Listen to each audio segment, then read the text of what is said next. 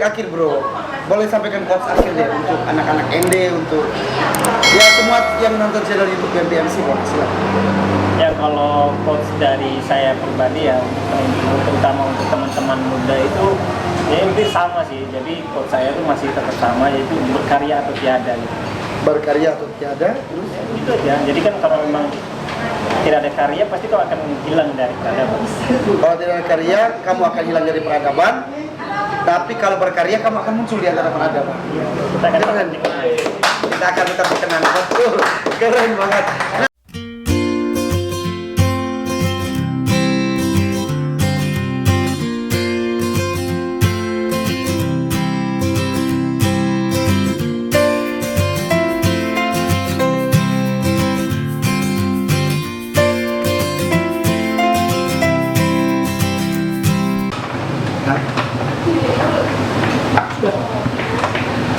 Mikrofon sudah.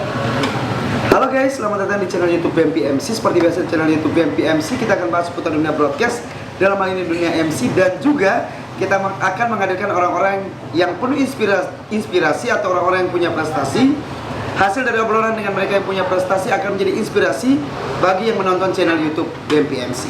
Kali ini kita bersama dengan seorang owner dari kedai kopi Ende Ismi, betul ya, Ende Ismi, dan juga punya brand nama dari beberapa baju dan juga beberapa tas. Nanti kita akan dengarkan langsung dari ownernya. Kita kenalan dulu, silakan bro. Halo, saya Adar, owner dari Ende Ismi Local Brand. Adar, owner dari lokal brand atau brand lokal dari Ende Ismi.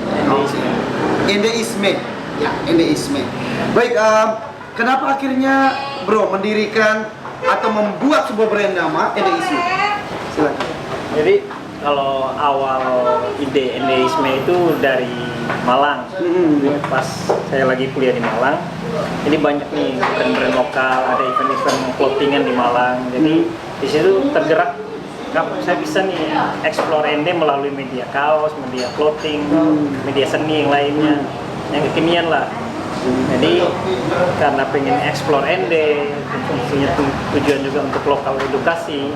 Jadi bentuklah nama Ende Ismi itu tahun 2016 di Malang. Tahun 2016 di Malang. Dan brand atau produk apa yang pertama kali keluar dari Ende Ismi sendiri? Kalau Ende Ismi awalnya dari clothing, itu produk pertama kita kaos. Kaos ya, kaos terus. Nah, setelah berjalan kaos, akhirnya saya balik Ende tahun 2018. Nah, 2018, 19 itu mulai cetak lagi, mulai order lagi, nyetok kaos. Nah, di tahun 2020 awal, akhirnya karena suka nongkrong juga dari Malang sampai di Ende juga, akhirnya kita bangun kedai. Tapi kedai pertamanya di Poto. Itu di bawah kaki Gunung Kengo. Nama kedainya itu Kedai Kampung Ende Ismi. Kedai Kampung Ende Ismi. Terus? Nah, akhirnya setahun di Poto kita pindah ke dekat pasar di Jalan Gajah Mada di Adau. Akhirnya di situ rubah namanya jadi Ende Ismi Kedai. Setahun di bawah, dan sekarang nih pindah di tempat yang ketiga di Jalan Garuda. Di Jalan Garuda ya. Ya, jadi Ende Ismi Kedai. Oke bro, ini saya mau tanya ini dari seluruh usaha kafe dan sebagainya dan termasuk brand nama tadi, Ya. Bro kan sarjana nih. Siap. Sarjana, kemudian sarjana maaf, beliau ada sarjana arsitektur Arsitektur landscape. arsitektur landscape. Dilihat dari seorang sarjana, kenapa akhirnya memutuskan lari ke kafe? Jauh sekali tuh bro. Jadi gimana ya? Kan kalau memang arsitek landscape ini masih langka ya di ND. Ya, kita sudah coba berusaha untuk apa ya? Mencoba masuk ke dalam birokrasi, mencoba menyumbangkan ide-ide, tapi memang belum rezekinya gitu ya. Karena memang kalau saya pribadi sendiri, saya sangat mencintai ND, itu membuat alasan saya pulang. Ya karena mencintai kota ND makanya alasan pulang. Makanya juga mungkin apa ya, kalau yang mungkin terkenal Pantai Kuntaraja yang baru dibangun itu dulu skripsi saya soal itu. Wow. Dan sebelum saya wisuda itu sempat ikut sayembara kalau perencanaan landscape pesisir berkelanjutan. Saya itu juara 3 di Indonesia. Hanya memang belum bisa diaplikasikan saja di Indonesia. Jadi tepat sekali bahwa narasumber kita ini merupakan seorang yang punya prestasi banyak. Alhamdulillah. Punya prestasi banyak, dan ini orang Ende nih, buat orang Ende yang ada di pemerintahan, tolong hubungi beliau ini karena hasil karyanya sudah diakui di Indonesia. Kemudian Ya, kalau kita sebagai generasi muda sih, kita hanya pengen apa ya, punya sumbangsi untuk ND itu. maksudnya bahwa kesempatan sosial itu harus terbuka untuk yang anak muda, apalagi anak muda berprestasi kayak bro sendiri maksudnya. Nah, Kalau bagi saya sih, anak muda ND itu banyak yang mau. betul. Hanya memang kurang diberi ruang saja. Itu ya kesempatan sosial ya. Terus ini dari sejak bangun kafe ini ya, sempat berpindah-pindah dengan beberapa kali. Apakah ini sudah jadi passion kamu, maka kafe kedai kopi menjadi passion saya? Kalau selain passionnya, jadi kita suka nongkrong juga, itu kita juga pengen nih, apa ya, mengajak teman-teman untuk berani hidup dari apa ya, kita tidak mesti harus jadi pegawai, kita harus bisa hidup dari seni, dari usaha. Itu kita coba mengajak teman-teman untuk berani menjadi pengusaha. Jadi kan kebanyakan teman-teman muda punya banyak ide, tapi lambannya itu tuh tidak tahu harus mulai dari mana. Oke, nice. Konsep yang dibangun di kafe kedai kopi Ende Isme sendiri gimana? Kalau di Ende Isme itu jadi apa ya? Selain seni ya, jadi Ende Isme itu ada 3 ya. Ada 3. Satu Ende Isme Klon, kedua Ende Isme Kedai, Ende Isme Art. Desain. Ya. Jadi art itu tuh banyak punya karya apapun kita coba buat, kayak ukiran, lukisan, mungkin apa ya, desain grafis ini kita buat, karena juga di hampir semua artwork di Ende Isme sendiri kita produksi sendiri. Dan juga apa ya, kalau kedai sendiri kita mengambil tema itu kopi, diskusi, dan puisi. Kopi, diskusi, dan puisi, literasi ya. Karena kalau memang kalau bilang ya, kalau di seni mungkin saya pribadi mungkin sebut saja kalau DNA-nya mungkin sastra ya. Yes. DNA-nya sastra, atau kalau itu jalannya itu ke sastra. Makanya karena ND sendiri, karena mungkin sudah banyak ya kafe-kafe juga yang apa ya, mungkin punya inovasi ke akustik, ke stand up ya. Jadi karena sebagai saya juga suka nulis puisi, jadi saya punya kepedulian dan juga pengen nge-branding juga ada kedai yang khusus untuk literasi dan para pecinta puisi. Nah, buat teman-teman yang ada di kota Ende, bahwa untuk di kafe kedai Ende Isme sendiri membuka kesempatan bagi yang mau belajar sastra ya, termasuk belajar menulis. Nah, di sini sendiri Anda juga bisa berkumpul dengan beberapa orang yang sudah biasa menulis. Nanti kita belajar bersama di sini, keren kan? Sambil menikmati kopi yang ada di kedai Ende Isme. Nah, ada berapa varian kopi yang ada di Ende Isme? Karena yang saya lihat di sini ada kopi Zea. Kopi Zea ini menjadi kopi yang bisa kita jumpai di kedai Ende Isme. Termasuk kamu juga membuka kesempatan bagi UMKM yang ada di Ende untuk bisa datang dan bisa ngasih kopinya di sini untuk dijual. Gimana nih, bro? Jadi kalau di Ende Isme sendiri kita mungkin apa ya, produk unggulan kita itu kopi Zea. Kopi Zea itu kopi jahe. Ya. Jadi kopi jahe itu memang minuman khas masyarakat pesisir, karena juga apa ya, mungkin kopi itu banyak nih, banyak nih, Arabica, Robusta, nanti Puro, Sani, dan lain-lainnya. Jadi kita pengen menjual kearifan lokal. Nah, kopi Arabica tuh kopi sudah terkenal tuh. Nah, teman-teman yang saya di Palangkaraya mereka selalu bilang, "Web, kopi paling terkenal di Flores cuma kopi Arabica." Nah, ternyata muncul lagi kopi yang ini nih, gimana Bang? Jadi kalau kopi Zea itu juga bagian dari kopi Arabicanya, dia di mix sama jahe. Nah, kalau ada beberapa kopi Arabica yang kita sediakan di Ende Isme itu, mungkin ada kopi Arabica dari Rumah Kopi Flores, kopi Arabica dari Megalith Coffee, dan juga kita kopi blend dari Virgil Coffee. Itu ada beberapa UMKM, para pegiat kopi, pelaku kopi yang kita ambil produknya karena memang kopinya sangat nikmat, jadi kita bantu jual, bantu promoin. Jadi kalau biasanya kayak ada tamu dari luar yang membutuhkan kopi Arabica, kita arahin ke teman-teman. Oke, pertanyaannya, apakah kamu juga pencinta kopi? Sehingga akhirnya mau memajukan UMKM khususnya pengrajin kopi. Ya, kalau orang ini kita maksudnya pasti suka kopi. Masih suka, Pak Wajib. Jadi Wajib itu. kita punya tagline itu ya. Apa ya? Kopi itu keistimewaan terakhir rakyat jelata. Betul. Jadi semiskin apapun orang Ende, kalau kita bertamu ke rumahnya pasti kasih kopi. Betul. Apa tadi? Kopi adalah tagline-nya apa? Kopi adalah Keistimewaan terakhir rakyat jelata. kopi adalah keistimewaan terakhir Rakyat jelata. rakyat jelata. Ini kata-kata yang bagus banget dapat hari ini karena siapapun yang bermain ke rumah khususnya datang di kota Ede pasti disajikan kopi.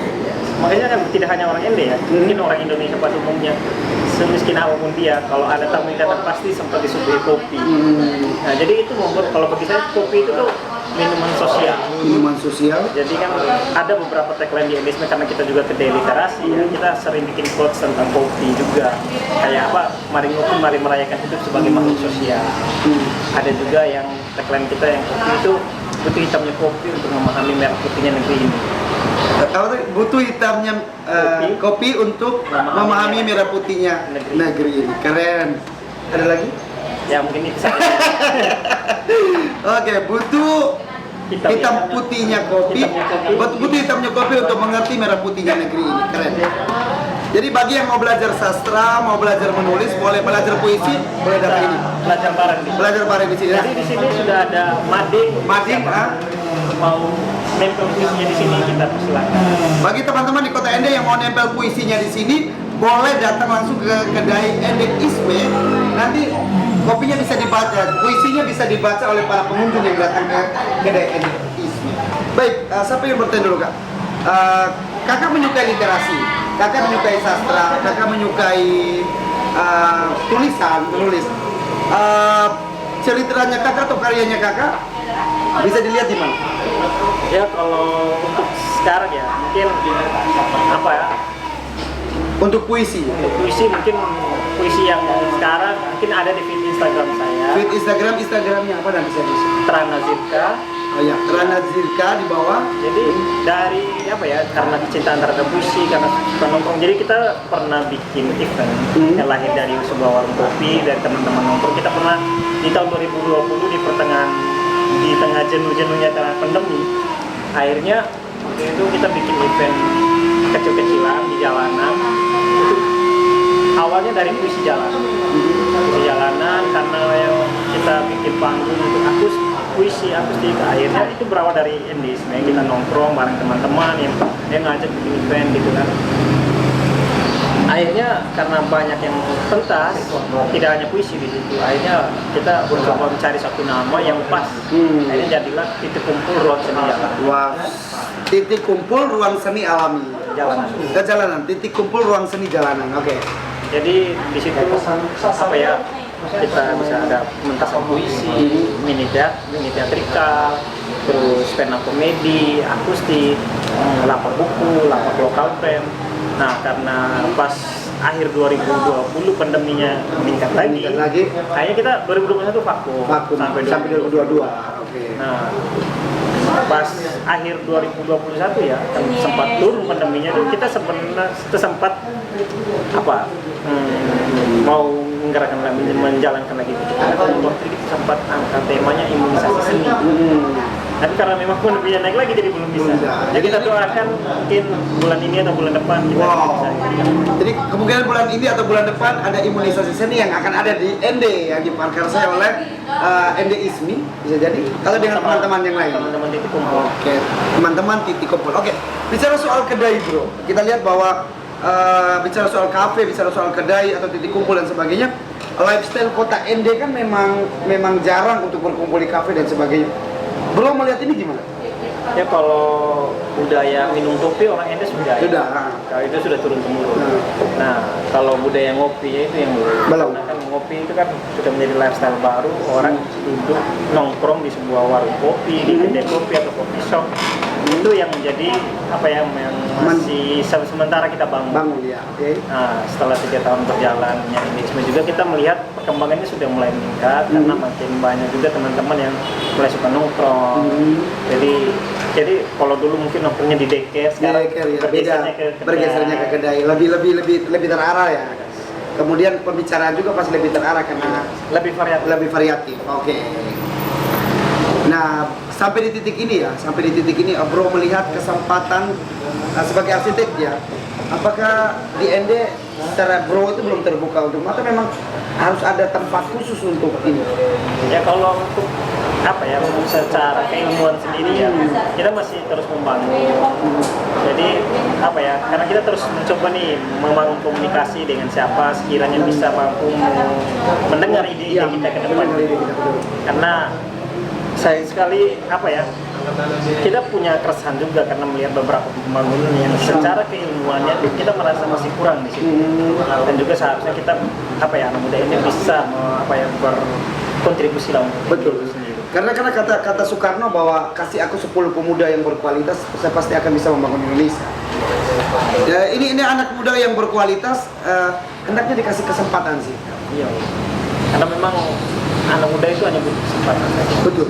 Anak muda itu butuh diakui, butuh diakui, dan karena ada kesempatan yang membuat jam terbang nggak akan bisa menipu. Ya memang itu ya, menjadi apa ya, sudah menjadi Indonesiawi lah.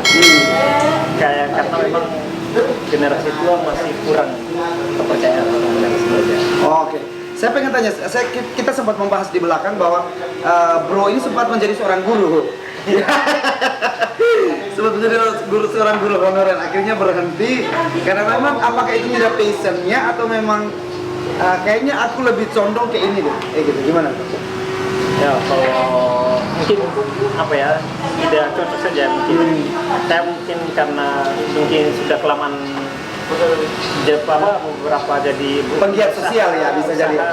Juga mungkin sudah itu bebas, akhirnya tidak cocok dengan sistem. Bisa jadi. Ya, jadi dan juga saya berpikir ya mungkin kalau di luar saya punya banyak waktu untuk ya bergiat sosial, ngelakuin apa hal-hal yang seharusnya saya bisa lakuin dengan teman-teman. Oke. Bicara soal brand, Bro, ada apa aja di sini? Baju, mungkin tas, apa lagi?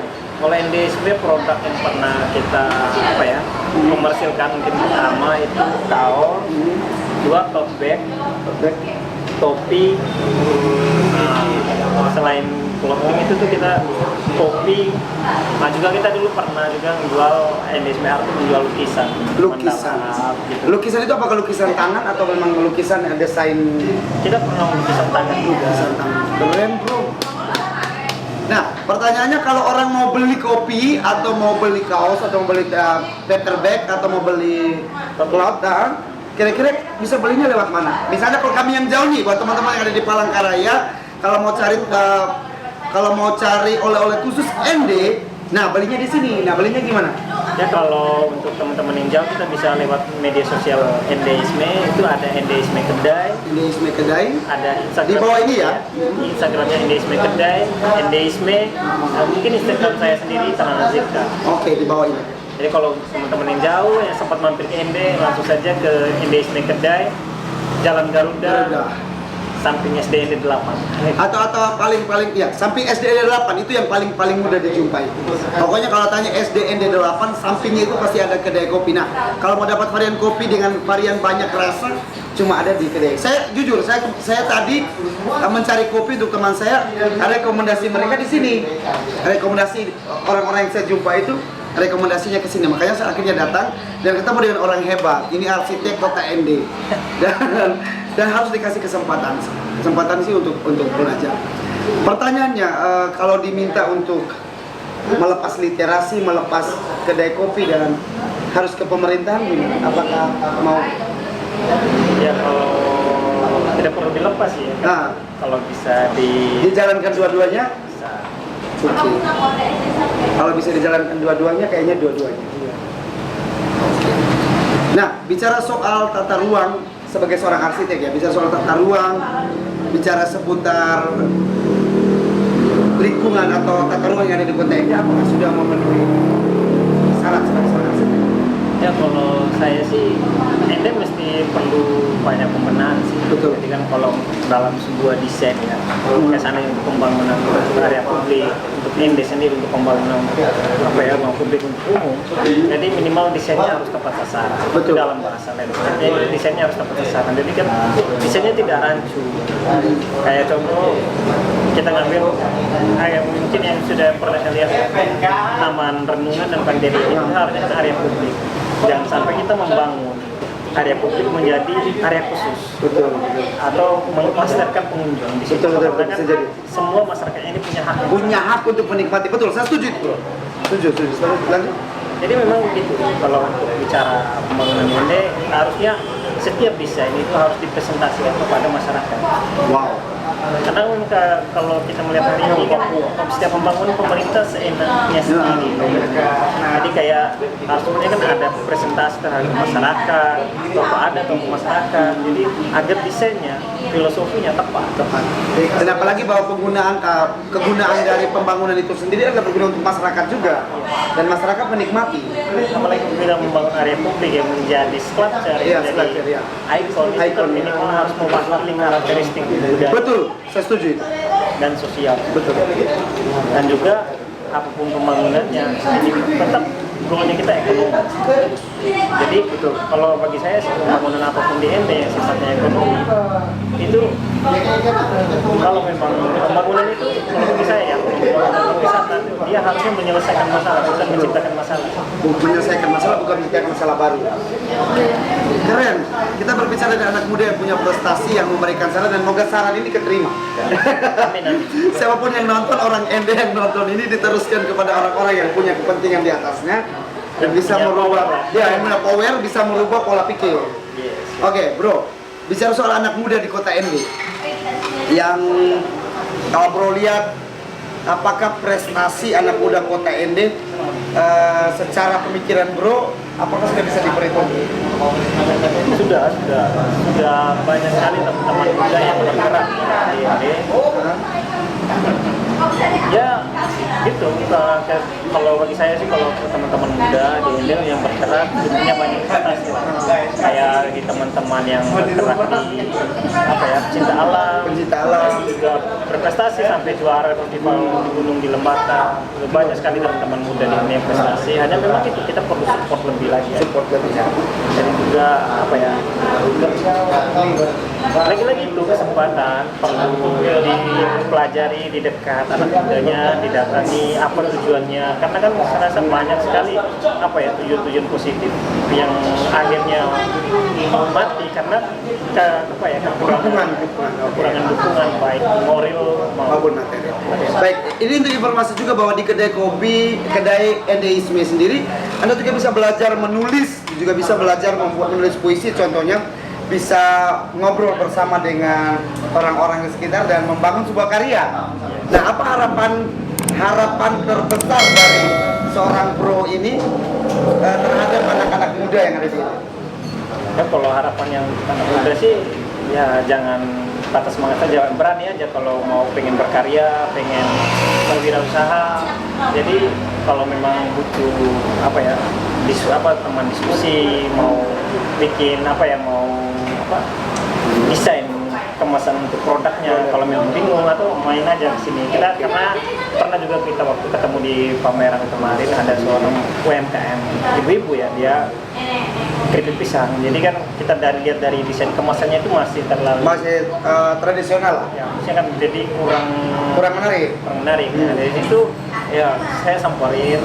Nah, saya coba komunikasi, tanya-tanya. Ya memang generasi-generasi kita yang lebih yang sudah lebih tua kan memang agak kurang familiar sama teknologi. Betul. Jadi saya waktu itu nawarkan kalau memang butuh desainnya apa, tadi mampir saja ke NDisme, siapa tahu kita bisa bantu karena memang kita punya kita sangat ingin sekali membantu teman-teman pengusaha yang pengen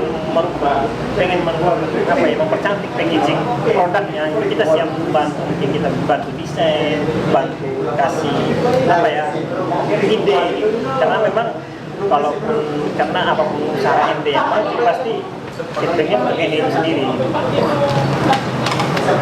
Baik, ini untuk seluruh UMKM yang ada di ND, kalau mau untuk desain produknya seperti ini desain produk, desain nama ya, kalau bilang sebut desain nama produknya, kalau bingung Ini bayar apa enggak dulu nih? Ya kalau kita bisa bantu, kita bantu. Ya kan kalau kita bisa bantu, kita bantu. Nanti semampu kita. Oke. Jadi kalau mau desain nama dari produknya biar kelihatan agak menarik ya. Iya. Karena gini, saya percaya bahwa untuk rasa itu di nomor 2. Orang tuh lihat tampilan luarnya. Benar gak bro? Sebagai seorang seni nih gimana? Ya kadang itu apa ya, kayak pandangan pertama itu. Nah, pandangan pertama ya. Kita bisa melihat. Jadi kan kadang hari ini kan kemasan juga harus menarik. Karena itu apa ya, salah satu Market pasar. Iya. Makanya kan karena juga bisa memang apa ya, sudah makin banyak nih kan swalayan yang masuk Ya betul.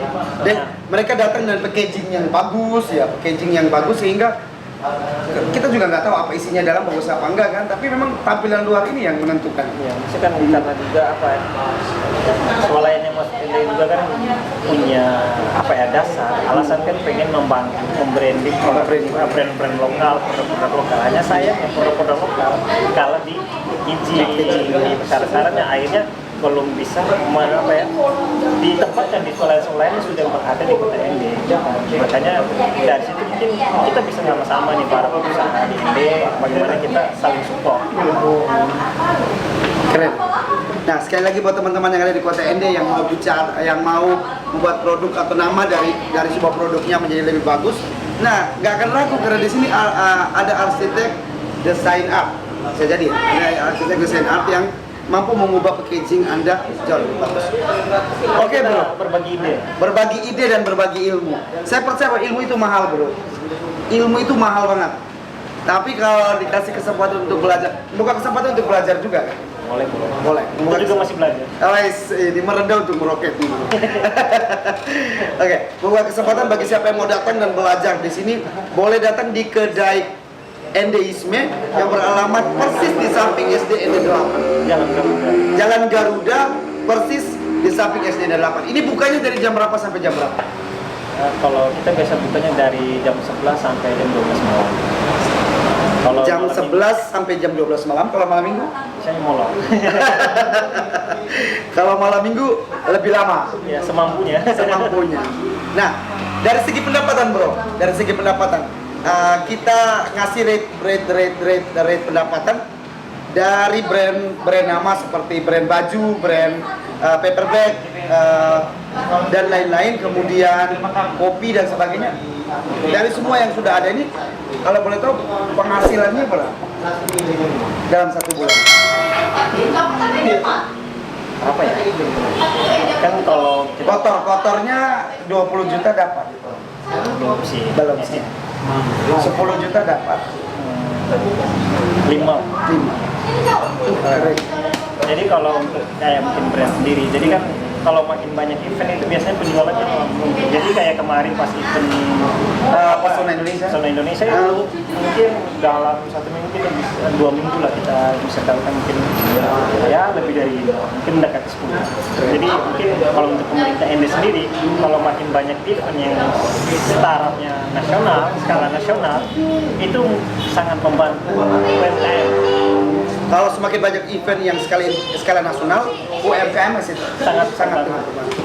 Jadi kalau di tempat saya sendiri, ada tempat khusus, memang ada tempat khusus yang menyediakan tempat untuk bisa jualan UMKM sendiri sih. Kalau di NT sih ada beberapa, hanya memang di situ lah kelemahannya ya. Kalau nggak ada event orang nggak akan datang. Iya. Paham. Makanya kan kita juga kayak ini kumpul kan memang sengaja kita juga untuk selain menjadi ruang ekspresi, juga menjadi ruang komersial buat para pelaku ekonomi kreatif. Oke. Keren. Saya ini kayaknya tepat banget nih, anak muda yang punya prestasi, kemudian punya penghasilan juga, kemudian membuka kesempatan bagi orang yang mau belajar boleh datang ke sini, dan juga tentunya dia membuka kesempatan bagi orang untuk bekerja, betul nggak? Membuka kesempatan kerja, mengurangi pengangguran juga. Ya sedikit lah. Kita sampai pada titik akhir bro. Boleh sampaikan quotes akhir deh untuk anak-anak ND, untuk ya semua yang nonton channel YouTube PMPMC, boleh silakan. Ya kalau quotes dari saya pribadi ya, terutama untuk teman-teman muda itu, Ya itu sama sih, jadi quote saya tuh masih tetap sama, yaitu berkarya atau tiada gitu. Berkarya atau tiada, terus Itu aja, jadi kan kalau memang tidak ada karya pasti kau akan hilang dari peradaban. kalau tidak ada karya kamu akan hilang dari peradaban, tapi kalau berkarya kamu akan muncul di antara peradaban. Kita akan Keren. dikenal. Kita akan tetap dikenal. Betul, keren banget.